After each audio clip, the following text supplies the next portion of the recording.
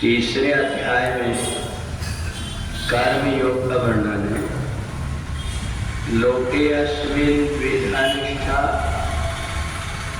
पुरा प्रोक्ता मयानघ ज्ञान योगेन सांख्यानां कर्म योगेन योगिनां।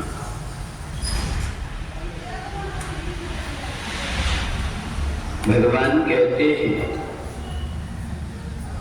परमात्मा की आराधना के दो रास्ते हैं। एक तो है सांख्य योग का रास्ता।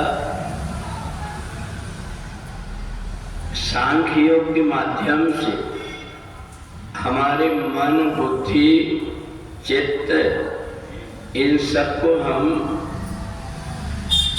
योग की क्रिया से साध करके और परमात्मा में लगा सकते हैं। और यदि हमसे ये कठिन रास्ता नहीं हो पाता तो दूसरा रास्ता है कर्मयोग का। कर्मयोग में उठते बैठते चलते फिरते भगवान के नाम का स्मरण करें और संसार के जितने भी प्राणी हैं उन सबसे बैर की भावना छोड़ दें। सब में वही परमात्मा अलग अलग रूपों में विद्यमान, ये सोच करके सिया राममय सब जग जानी करई प्रणाम जोर जो पाना। ये रास्ता कर्मयोग का इसलिए भी सरल है।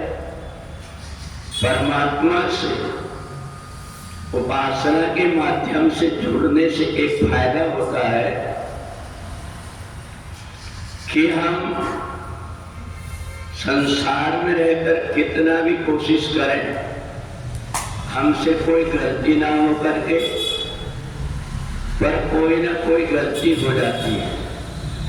और परमात्मा से जुड़े हुए व्यक्ति का अगर उसके द्वारा कोई गलती भी हो गई तो प्रभु चित्त रहते न चूक किए, परमात्मा उसकी गलती की तरफ ध्यान नहीं देता। और इसलिए कर्मयोग करने वाला व्यक्ति सहज में परमात्मा के निकट पहुंच जाता है।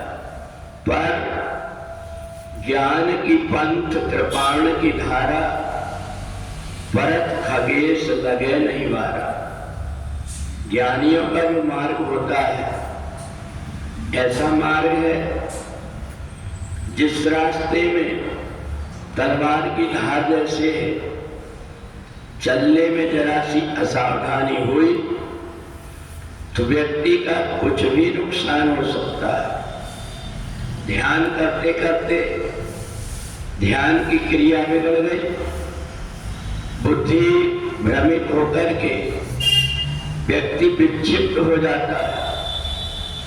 और यदि धीरे धीरे अभ्यास करके व्यक्ति ज्ञान के माध्यम से जितने उपाय हैं अगर साधना ठीक से कर लेता है तो परमात्मा के पास बहुत जल्दी पहुंच जाता है। परंतु यदि गिरा तो फिर संभलने की उसके अंदर कोई चांस नहीं रहता। इसलिए समझदार व्यक्ति सीधे सहज रास्ते को पकड़ लेता है और उठते बैठते चलते फिरते परमात्मा के नाम का स्मरण करके और परमात्मा की भक्ति करके अपने जीवन को सार्थक बना। बोले वृंदावन बिहारी लाल।